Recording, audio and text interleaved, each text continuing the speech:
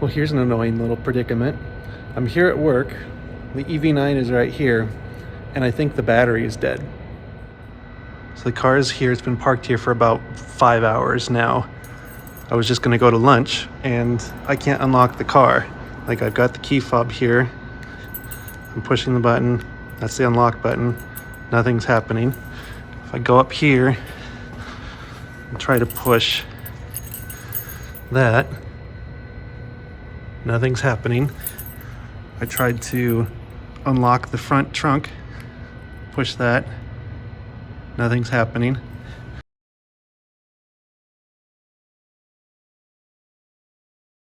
Now the problem with that is that the battery is of course up there. It's an electronic release. There is a manual release in the car, but the only way to get in that is to manually unlock the doors.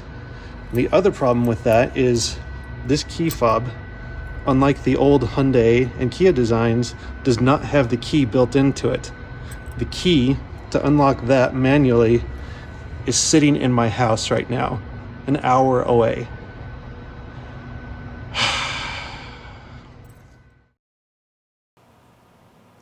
The video you just saw was recorded about 3 weeks ago. My initial plan was to have the vehicle towed directly from the parking garage at my workplace to the dealership because I didn't think that there was any way that they were going to be able to get into the vehicle without having the physical key. However, when the tow truck drivers showed up, they were actually able to get into the vehicle. Once they got into the vehicle, we were able to open the hood, the front trunk area, and jump start the battery, the 12-volt battery. So at that point, I made the decision to just drive the vehicle home and reevaluate at that point. I was a professional automotive technician for almost 20 years, and I know that one of the most difficult things to diagnose is when a vehicle has a problem that only happens one time. And so I wanted to see if the battery would die again. And if that's the case, then it's a repeatable issue that I could then send to the dealer and they would have a chance of being able to diagnose. Well, since then, the vehicle's been sitting out in the driveway a lot. I've actually been gone on vacation for the past 10 days. The battery has not gone dead again. And so it's, at this point at least, not a repeatable issue.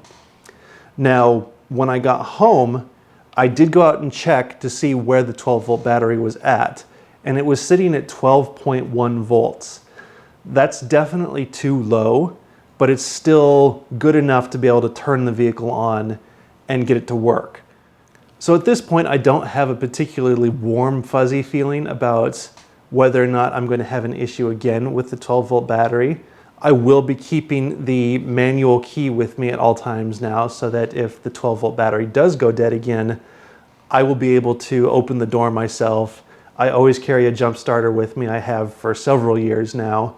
The problem was I just couldn't get in the car and therefore couldn't open the front trunk to be able to jump start it. But as long as it doesn't happen again, I'm not going to take the vehicle in for service specifically for this issue. And so I feel good enough closing the video out at this point. But if the 12-volt battery does go dead again, I will be posting an update and letting you know how that all goes. Otherwise, I think that's going to be it for this video. Thanks for watching.